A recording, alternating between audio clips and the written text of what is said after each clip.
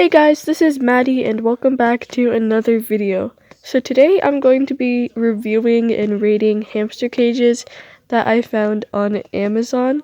So I just searched up the words hamster cage and this is what I got. So the very first one that popped up was this one, and it looks pretty decent, better than most cages that you would find at the pet store.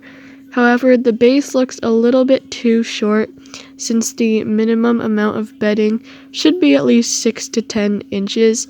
So you definitely have to just wrap some mesh around the entire enclosure so that you can provide more bedding, and also the hamster cannot escape through the bars since the gap looks pretty wide. But overall, if this cage meets the bare minimum at least, which is 450 square inches in my opinion, then I think that it's good. So I'm going to give it an 8 out of 10. Alright, so next up we have this one, and the whole thing, it looks like, is made out of wood and painted gray. So I don't actually like this one too much because the base looks way too small and there's not enough height for bedding. As you can see, the side is mesh, so the bedding will fall out easily, and the door is also, it comes up at about like 3 inches or 2, which is definitely not enough height for bedding. The wheel looks a bit small, and the hideout, the entrance looks small as well, and also levels do not count, so I'm going to give this one a 3 out of 10. Alright, so next up we have this wired cage, and the base looks too small again for the same reasons. I would also ditch this platform and stair thing because it's made out of bars, and as you may know, that can cause a disease called bumblefoot. The wheel also looks a bit small. The top of the cage also looks like it's extremely hard to fit the proper things that you need inside because it's one of those tiny little latch things. So I'm going to give this one another 3 out of 10.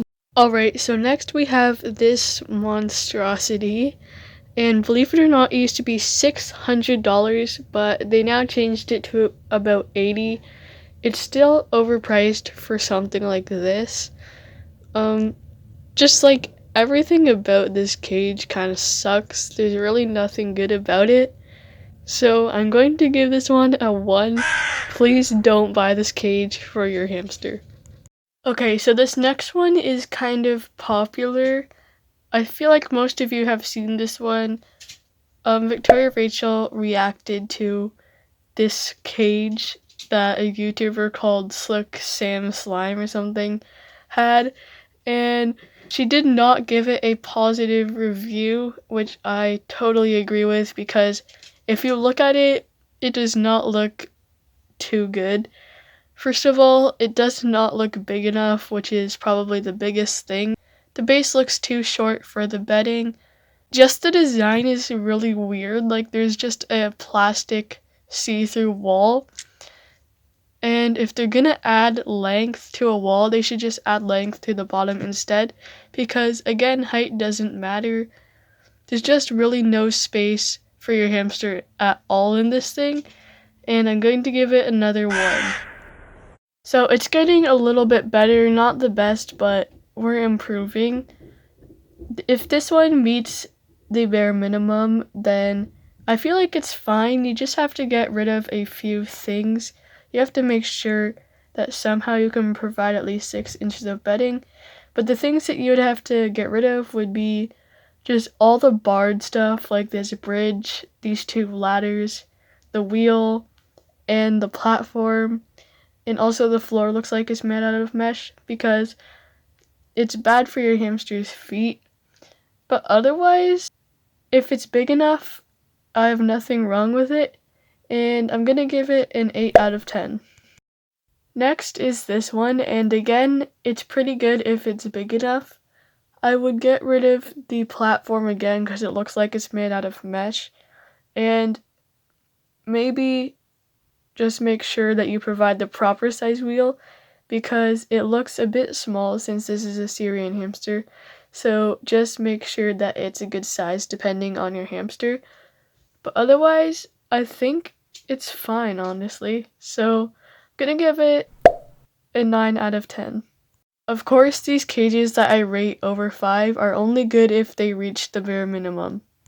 Okay, so it went from better to really bad, and this cage just absolutely sucks. Like, it's worse than this one. It can't even be a travel cage. Just everything about it again looks really dangerous. The hideouts are really weird.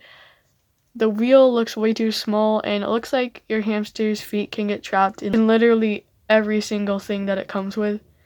This chain swing is a bit concerning. I wouldn't recommend swings for hamsters, and I bet it's not even 100 square inches. It's probably like 30. Again, height does not matter. It doesn't allow any bedding, and it's trash. So this one gets a 1 out of 10 at the least. Or if zeros are allowed, then definitely a 0. Okay, so this is the last cage and probably the best out of all of them. There's still the bedding issue, but other than that, I think it's great. I looked at the measurements and it's well over 450. Even though height doesn't matter, platforms still look great and they're a nice addition. I would just be a bit careful with these staircases because they can be dangerous sometimes. But yeah, this cage is honestly great, and I'm going to give it a 10 out of 10.